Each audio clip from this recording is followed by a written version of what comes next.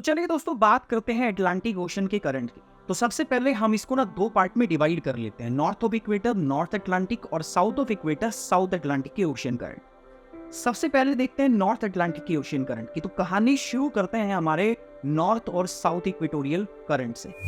आपको पता है दोस्तों, ट्रेड विंड जो कि 10 से 30 डिग्री नॉर्थ और साउथ हेमिस्फीयर में फ्लो करती है, उसके कारण इक्वेटर का पानी ईस्ट से वेस्ट की ओर फ्लो करने लग जाता है, जिसे हम north of equator north equatorial और south of equator south equatorial current के नाम से जानते हैं। नॉर्थ ईस्ट ब्राजील के शोल्डर से टकराकर south equatorial current Cayenne current और ब्राजील करंट में डिवाइड हो जाता है। Cayenne current north equatorial current को ज्वाइन करते हुए नॉर्थ वेस्ट की ओर चलता है और कैरेबियन सी के अंदर में एंटर कर जाता है।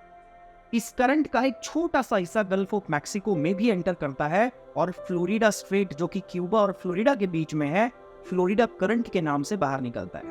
बाकी सारा इक्वेटोरियल वाटर एंटिलीज के ईस्ट से फ्लो करता हुआ यूएसए के साउथ ईस्टर्न पार्ट के पास में पहुंच जाता है। यहाँ दोस्तों हम इसे गल्फ स्ट्रीम के नाम से जानते हैं, जो कि वर्ल्ड का सबसे स्ट्रॉन्गेस्ट करंट है। इसके बाद केप हैट्रस जो कि 35 डिग्री लैटिट्यूड के ऊपर सिचुएटेड है, के बाद वेस्टर्लीज और कोरियोलिस फोर्स के इन्फ्लुएंस में गल्फ स्ट्रीम अपने राइट में डिफ्लेक्ट होकर यूरोप पहुंचती है, जहां इसे हम नॉर्थ अटलांटिक ड्रिफ्ट के नाम से जानते हैं। ये अपने साथ इक्वेटर के वार्म वाटर को लेके आती है, जिसके कारण दोस्तों यूरोपियन कोस्ट विंटर के अंदर में भी आइस फ्री रहते हैं। नॉर्थ अटलांटिक से ये 3 पार्ट के अंदर में फर्दर डिवाइड हो जाती है।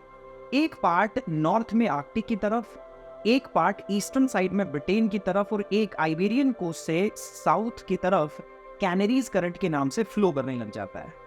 अब दोस्तों ये जो कैनरीज करंट है, ये कोल्ड करंट रहेगा, जिसके द्वारा पोलर एरिया का कोल्ड वाटर इक्वेटर की तरफ में डिस्ट्रीब्यूट किया जाता है।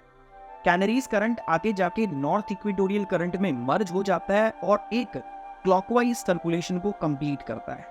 इस क्लॉकवाइज करंट की रिंग के बीच में अगर आप ध्यान से देखेंगे दोस्तों, तो एक ऐसा एरिया भी यहाँ पे एग्जिस्ट करता है जहां पर कोई भी ओशन करंट नहीं होता। ये पानी एकदम शांत होता है और मोशनलेस होता है। अमेरिका और यूरोप के इंडस्ट्रियलाइजेशन के कारण यार बहुत सारा वेस्ट भी यहाँ पर इकट्ठा हुआ है। इस पानी के अंदर भी ना एक सरगेसम नाम की वीड पाई जाती है, जिसके कारण इस रीजन को हम सरगासो सी के नाम से जानते हैं। दोस्तों मैं आपको बता दूं, इसी सरगासो सी को हम डेजर्ट ऑफ ओशियन और सी विदाउट बाउंड्री के नाम से भी जानते हैं। इस क्लॉकवाइज सर्कुलेशन के अलावा कुछ करंट आर्कटिक रीजन से भी नॉर्थ अटलांटिक में एंटर करते हैं। ये करंट पोलर विंड के कारण सदर्न डायरेक्शन के अंदर में फ्लो करते हैं। इरमिंजा करंट जो कि ग्रीनलैंड एंड आइसलैंड के बीच से फ्लो करता है, जिसे हम ईस्ट ग्रीनलैंड करंट भी कहते हैं, नॉर्थ अटलांटिक ड्रिफ्ट में जाकर मिल जाता है और इसे ठंडा करता है।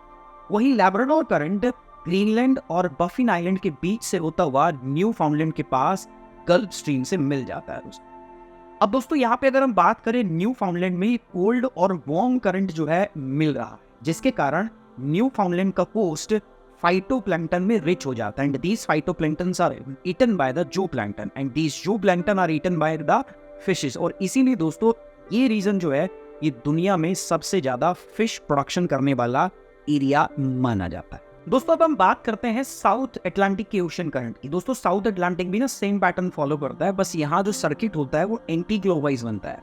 जैसे हमने आपको बताया कि साउथ इक्वेटोरियल करंट केप साउ रॉक से 2 पार्ट में डिवाइड हो जाता है। सदर्न ब्रांच जो है वो ब्राजील की कोस्ट के साथ बहती है, जिसको हम ब्राजीलियन करंट के नाम से जानते हैं। लगभग 40 डिग्री साउथ के पास पहुंचकर वेस्टर्लीज और कोरियोलिस फोर्स के कारण ये लेफ्ट में डिफ्लेक्ट हो जाती है, जिसे हम साउथ अटलांटिक ड्रिफ्ट के नाम से जानते हैं। ये साउथ अटलांटिक ड्रिफ्ट आगे जाके वेस्ट विंड ड्रिफ्ट में मिल जाती है। अब दोस्तों आप सोच रहे होंगे वेस्ट विंड ड्रिफ्ट क्या है? तो दोस्त west wind drift equatorial current की तरह ही ना वेस्ट से ईस्ट में फ्लो करने वाला एक कोल्ड करंट है, जो वेस्टर्लीज के इन्फ्लुएंस से केवल सदर्न हेमिस्फीयर के अंदर में जनरेट होता है। जब ये current west coast of Africa के पास पहुंचता है, तो साइकिल को पूरा करने के लिए इसका कुछ भाग नॉर्थ में डिफ्लेक्ट हो जाता है। इसे हम वेनेजुएला करंट के नाम से जानते हैं और ये कोल्ड करंट होता है। वेनेजुएला करंट साउथ इक्वेटोरियल में जाके मर्ज हो जाता है और एक कंप्लीट एंटी क्लॉकवाइज सर्कुलेशन को दोस्तों यहाँ पर ये पूरा करता है।